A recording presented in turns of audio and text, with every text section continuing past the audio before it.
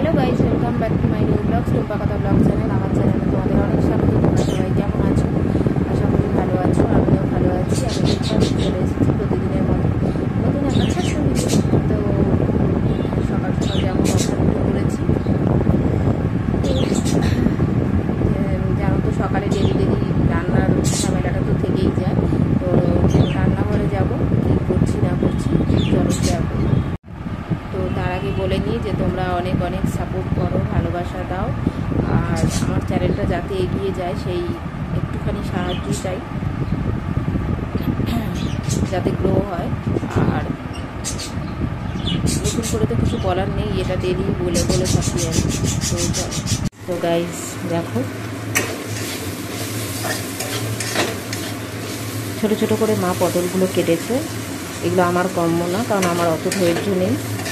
তো এই পটলগুলো পেকে যাচ্ছিলো, ছোট্ট ছোট্ট করে কেটেছে। আমি ভেজে দিচ্ছি, একটু কালো জিরে ফোড়ন দিয়ে ভাজি, তাতে টেস্ট আসবে।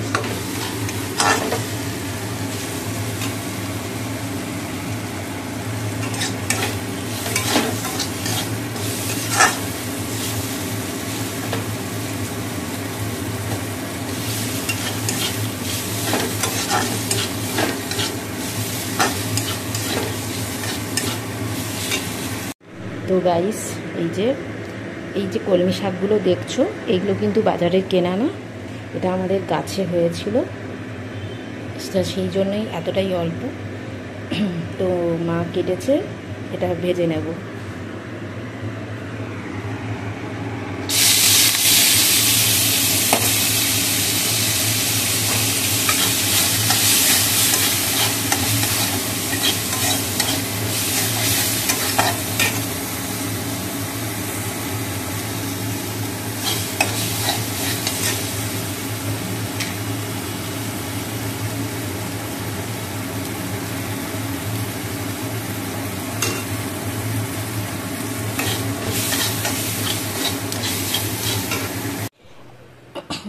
আর এদিকে আলুগুলো সেদ্ধ করে নিয়েছি, দিয়ে খোসা ছাড়িয়ে নিয়েছি, দেখো।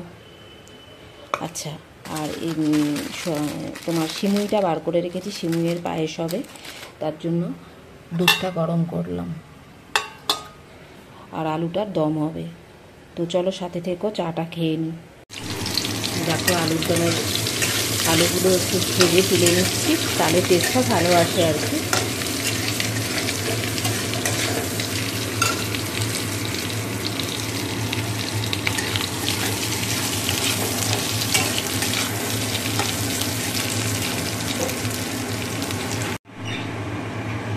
আলুর দমের মশলাটা করে নেব। তেজপাতা, গরম মশলা দিয়েছি, এবার কিশমিশটা দিয়ে দিলাম। আজকে ইচ্ছা হলো তাই কিশমিশ দিলাম, মানে সবসময় কিশমিশ দেওয়া হয় না।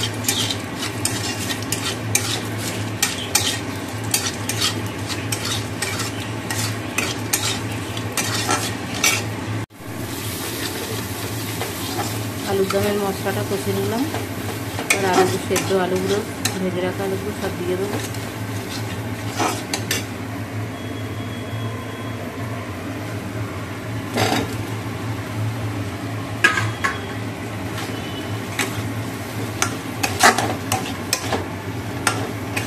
যদিও শুকনো শুকনো করবো, যেটুকু জল দেওয়া সেটুকুই দেবো।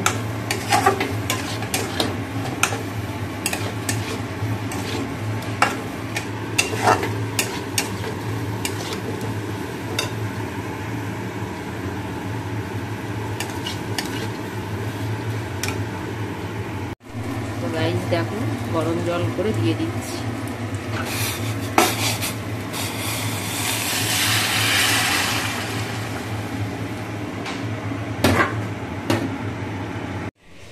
তো গাইস দেখো, রেডি করে ফেললাম। আলুর দমটার উপরে অল্প করে ভাজা জিরে গুঁড়ো ছড়িয়ে দিয়েছি।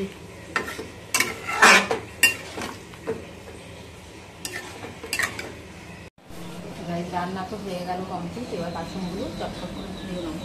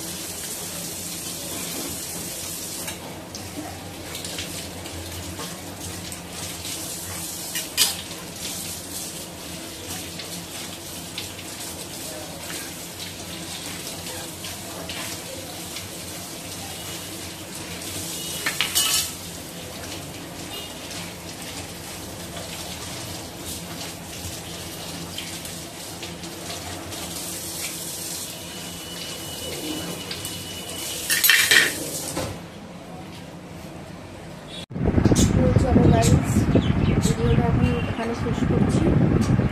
আমি এবার ব্রেকফাস্ট করবো। তো তোমরা অনেক অনেক সাপোর্ট করো,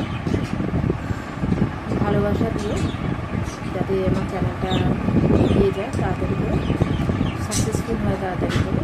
তো চলো আজকের মতো